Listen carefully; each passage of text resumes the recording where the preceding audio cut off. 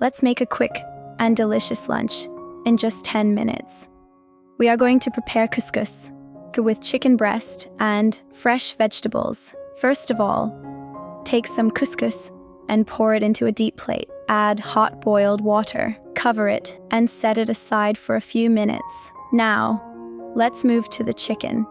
Season the chicken breast with salt and pepper. Rub it well so the flavors go inside. Heat a pan on high heat.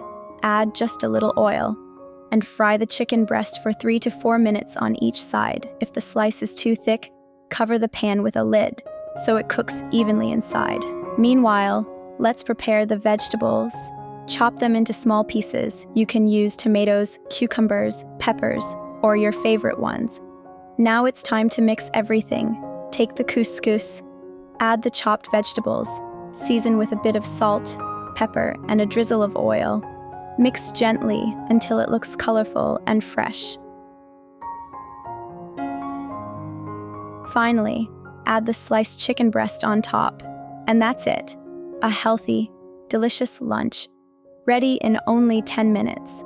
If you love this quick recipe, don't forget to like this video and subscribe. Enjoy!